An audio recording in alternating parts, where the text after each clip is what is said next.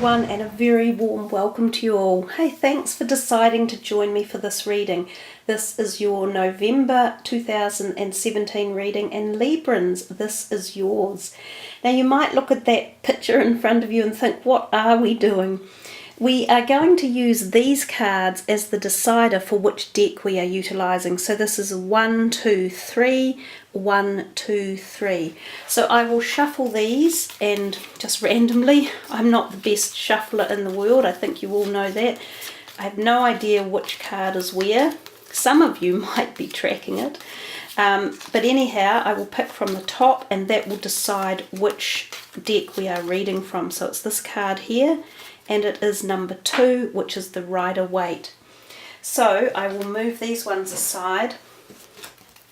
We are using 4 cards from the deck, and they are assigned a specific area of your life. And then we will use a 5th card as well, which will also be something that you need to be aware of for the month, contemplate and work with using a different deck. So Libra, November 2017. That's it. First card is Judgment. This is your love and relationships. The second card is the Emperor. This is finances and career. Your third card is the Two of Swords. This is your home energy. And your fourth card is the Health, which is the Ace of Pentacles. This is the deck we are using for the last card. Something to be aware of for the month and to ponder upon.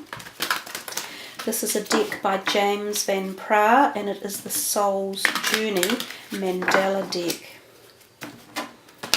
So Libra, what is in store? What will you need to be thinking and pondering upon? Worry. And don't worry, because you know that song, Don't Worry, Be Happy. I think that's how you should focus on that. So anyhow, let's start with the top row. You have 2 major arcanas and an ace. That's a really nice bunch of cards for you. So the first one on the left is Judgment, and this is love and relationships. Now the Judgment card is one of the bigger, feisty major arcanas, and it often talks to us about reaching a stage in life, an epiphany if you like, where we go, oh my God, I'm suddenly hearing what I needed to hear for a long time. It's as if you get a message or insight or some form of stimulation from outside of your own being that says, wake up. Something's not right and you need to make changes.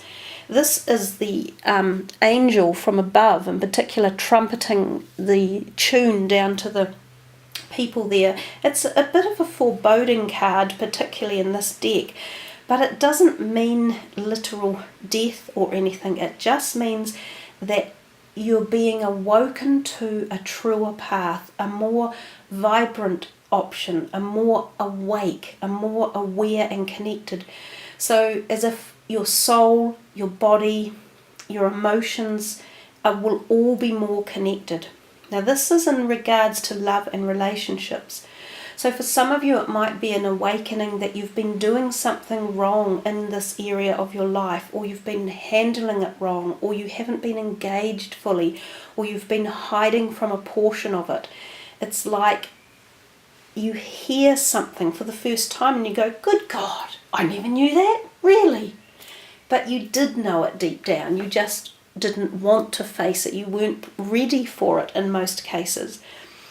So it could be the way you behave in a relationship. It could be the way you treat people. It could be the way you interact.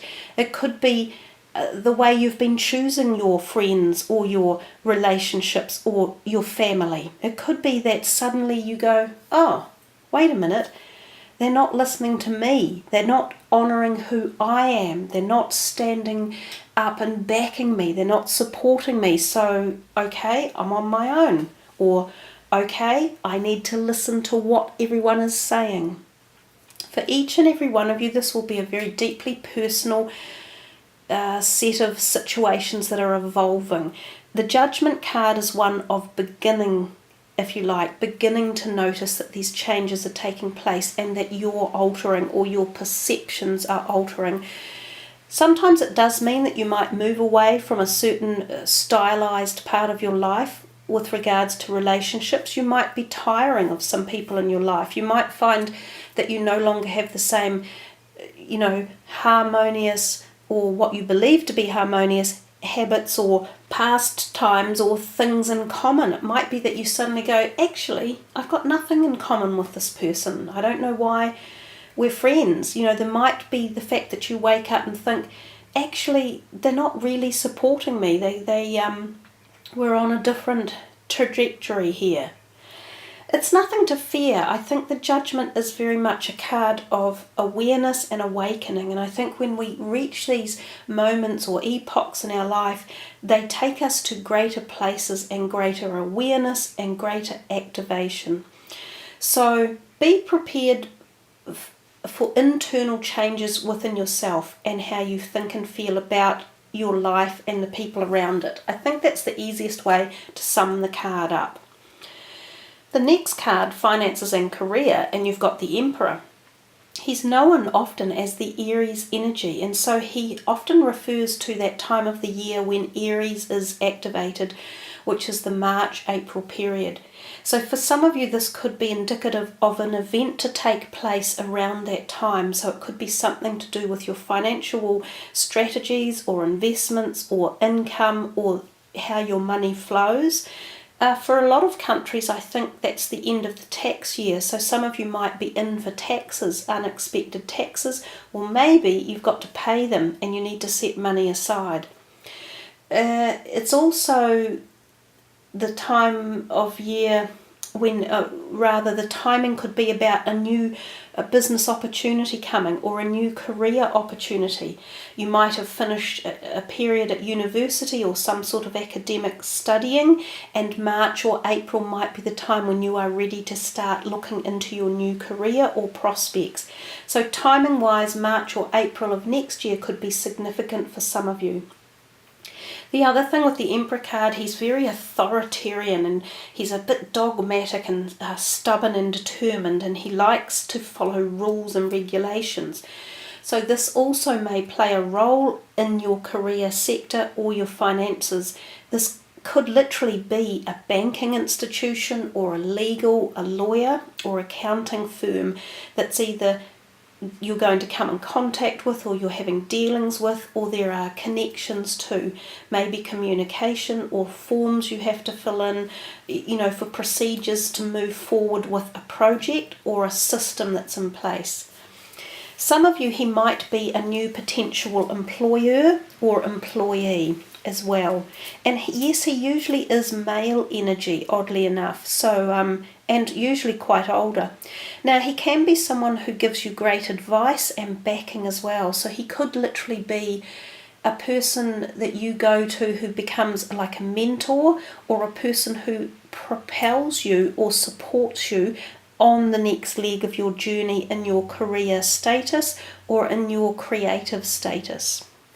We come to the third card, and that's your home card, and it's the Two of Swords. And we notice the moon up in the sky in the background. It's an ecliptical looking moon or a new moon. This could refer back to August when the eclipses were around, and suggesting that you are contemplating some sort of move but you're unsure of which way to go. So the two is always about this one, the Two of Swords, is about uncertainty and not knowing necessarily which choice to make. The lady sitting there is blindfolded and she is literally, dumbstruck as to, do I go left or right, up or down, yada yada. So for you, when it's in terms of home, this can be people in your home, this can be your actual home that you're living in. You could be contemplating, do I leave it, do I shift, do I go here, do I go there? It could be that two people are involved. There could be two people leaving or coming. There could be a split that involves two people. One goes that way and one goes that way. So contemplative of thinking of separating energies, moving away from something. There also could be the position of thinking of propositioning of two properties or two options coming in, like should I buy this one or that one, or do we take them both? Because the number 2 is symbolic. So it could be 2 weeks, 2 months, it could be the second month of next year as well. So the other energy that the card portends is that you need to think about it. You need to sit down and format a way to arrive at your decision. So I often find the best way to do that is to write things down. Now the Swords cards are about communication, and one form of communication is written. So if you're in doubt about anything in your home life or in that sector of your life and you can't make a decision, write a list down. Write the reason for and the reason against whatever choice you're trying to make, and you will find that one of them will prove to be much more logical and realistic than another choice, and that will help you to make that decision. Now we get to your 4th card, which is health, and we see the Ace of Pentacles. Again, this is a really loved and admired card. It is positive. It's about new things coming in. Oddly enough, this is about new finances coming in, but it bodes well at all ends. It's prosperity, it's new beginnings, new awareness, happiness, the offerings of something solid and stable and grounded. So this could be a turn for the better if you've had negative health worries, and especially if they've been associated with your finances. It feels as though you could be coming into a period of greater stability for all sorts of parts of your life when you especially work through the choices that you have here. And this one over here, when you are making some sort of decision about why and who and how to manifest your own being and your own soul's integration. But the Ace of Pentacles can be talking about the lower part of your body, because it is the earth sign energy which relates to the base chakra. So it could be that some of you need to activate that part of your body, and that means aligning the physical lower half of your body into strength. So strengthening it, toning it, physical activity and exercise, eating red foods and wearing the colour red, getting maybe Reiki or massage to relieve any lower back pain or hip or leg pain, and also through to your bowels and your intestines, I guess is what you call it, to relieve any blockages that are there. Now oftentimes when we have blockages in that part of our body, we have worry because we're stuck. Things are stuck, they're glued in there, and they create worry. And that when we have emotional worry, it passes through to our physical body and it stops us. But I have this feeling that you guys have this ability to let go of the worry and the lack of decision and the lack of people that you don't need anymore in your life, and you turn it into the positives, such as the Ace of Pentacles, and you free yourself up. It's as if you sort of know that giving or letting go of concerns about, is this going to be successful, or is that, or should I be doing it or shouldn't I?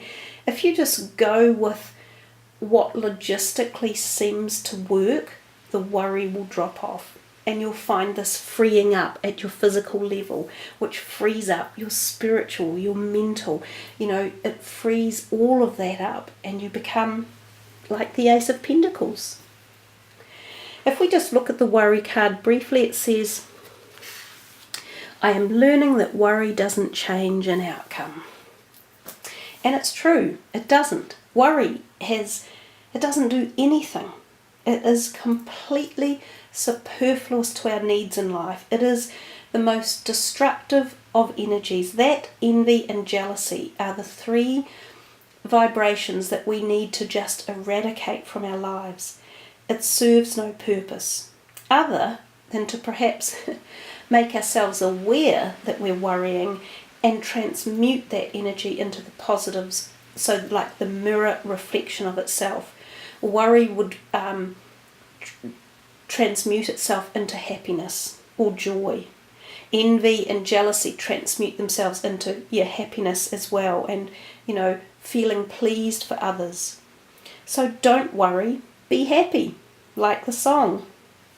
And I think, yes, as I say, all of these things will mutate into this energy over here for you. So there you are, Librans. Thank you for joining me. Hey, remember to check your other signs, your moon and rising, because we're using so many different decks of cards that they can be really interesting to see what the messages are for this month. So have a great worry-free November ahead, and remember to set your intentions of positivity for 2018. Thanks everyone, much love, namaste.